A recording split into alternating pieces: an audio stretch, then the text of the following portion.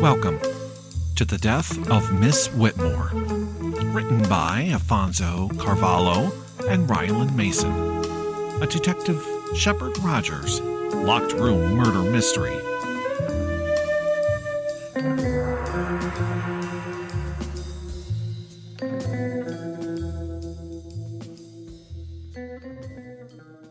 Hello, friends. Welcome to The Death of Miss Whitmore. In last week's chapter, you were introduced to Shepard Rogers, lead detective at the Glen Meadows Police Department. You learned some of his past and what makes him tick. In this week's chapter, you get to know Henrique Adams, trusty sidekick, friend, and partner. He's a new detective, eager to learn, and very bright.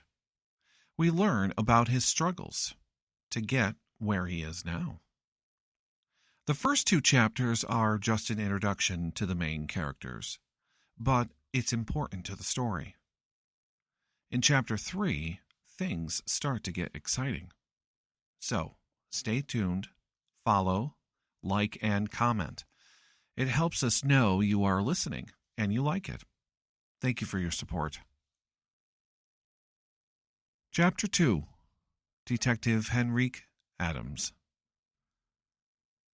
Henrique Adams, or Henry, which he prefers, is a 30-year-old, 5 foot 6 inches, slightly stocky, but athletic and fit. He has brown hair and brown eyes, with a goatee. He was born and raised in Glen Meadows. His parents have a small farm outside of town, where they grow vegetables and herbs for local stores and sell at their stall at the farmer's market in town, also supplying a small farm store at the edge of their driveway. Growing up on the farm, he learned about hard work, discipline, and a constant routine, getting up early to feed the cows and the goats. His favorite of all, the chickens, which he trained to do tricks and jump up and snatch treats from his fingers. As he collects the eggs, he always gives his girls some raisins, their favorite treats. But most of all, family values, putting family first, helping family, being there for each other, just to listen or to help each other. Also, helping the community, sending vegetables and food to the less fortunate. Helping with charity and fundraisers, always ready to lend a hand. But family is everything, and that's why everyone in town knows the Adams family. High school at Meadows High was one of the best experiences for Henry. As an A student, a football player, and a member of the drama club. Juggling both sports and drama was a challenge for Henry, but one he loved. He was popular in school, always ready to help his fellow students with tutoring, bringing extra lunches, helping the troubled students with a place to stay or just someone to listen. He didn't quite fit in with the jock clique, hanging out with the cheerleaders and the groupies. Just wasn't his thing. He felt more at ease with the thespians and the nerds. He was more of an intellect, but liked to hang out with the unpopular crowd. He liked being around creative types, learning new things, and getting to know people and their cultural differences, religious beliefs, and anything and everything he could. Knowing that it would help him in the future, learning about human behavior.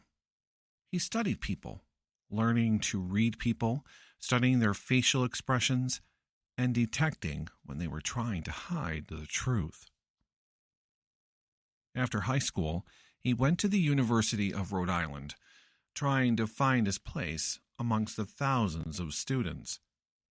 But slowly, he started to fit in, forming study groups in the library, and eventually forming a circle of friends who studied together, laughed together, and enjoyed college life. He excelled in his classes, always having time to help out his friends. He decided to commute to college, about an hour's drive each way. It gave him time to listen to his class notes, which he recorded on his digital recorder. Also, it keeps him grounded in his family home and his community. Also, he treasured his weekends on the farm. Sometimes he would crash with friends if he had to stay late at school. After graduating with honors from URI, he enrolled in the police academy. A grueling physical and academic workout. After a tough beginning at the academy and struggling to comprehend the course lessons, that's where he met Zach Green, a fellow student who was also struggling academically and physically, but together they complement each other's strengths and weaknesses. They soon became fast friends and companions, even going back to the farm for dinner whenever possible, to have a great meal, and most of all, to decompress. Zach was falling in love with the farm and that way of life, feeding the animals and taking care of them. Sally and Justin, Henry's parents, were also fond of Zach, who had a way of winning over everyone who got to know him. Seeing how well they worked together and got along like brothers, or maybe something more. Together, they started to excel in their classes and pushed each other on their workouts, long runs, and bike rides. Henry graduated third in his class, with Zach close behind him. But for Zach, the passion for police work had dwindled. So after graduation, he sought out a job at the local bakery, now doing what he loves, baking. After graduation, Henry applied, was then hired at the Glen Meadows Police Department. Starting as a patrol officer, he quickly made a name for himself, learning whatever he could from the senior officers, learning the rules of the patrol guide, learning how to calmly handle himself in tricky and dangerous situations. Getting hurt on the job and even taking a bullet in his arm. But through all the ups and downs, he excelled quickly as a uniformed officer. After slowly moving up the rank, he continued to work hard and push himself, always striving to be better officer and person. He has been on the Glen Meadows police force for 4.5 years, a job he loves and has excelled at. After 4 years on patrol as an officer, hard work and perseverance, receiving 2 commendations for his bravery, heroism, and hard work, he was promoted to detective 3rd grade. That was one of the best days of his life, besides meeting and marrying Zach.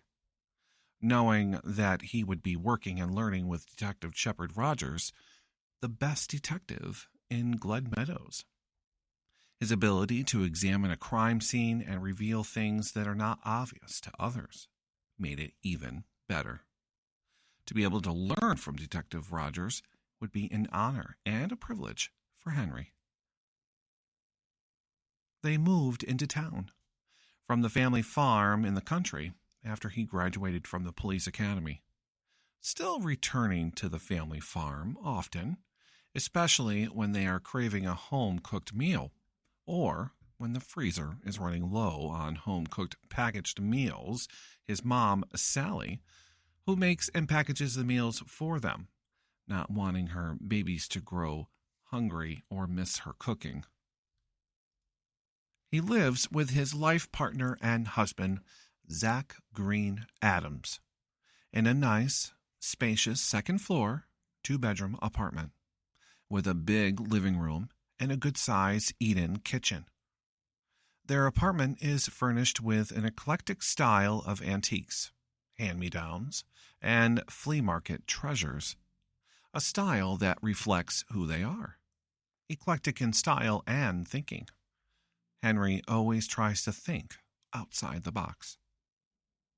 Using his talent of seeing things from an unusual perspective, he also likes to dress to match his eclecticness, still dressing professionally, but with a few touches of uniqueness. After a year of working at the bakery and his marriage to Henry, Zach and Sally joined forces, coming up with new items for the farm store. Zach introduced his specialty pies. His pumpkin pie, topped with a pecan caramel topping, was a great hit. Sally and her award-winning jams and jellies would also be included in the new farm store, expanding the farm store from selling fresh eggs, freshly picked vegetables, and herbs. Now, to include Sally's homemade jams and jellies, Sally's son-in-law, Zach, now makes fresh-baked pies, delicious desserts, and cookies, along with her apple butter and her apple cranberry jam. Zach now manages and runs the Adams family farm store and bakery.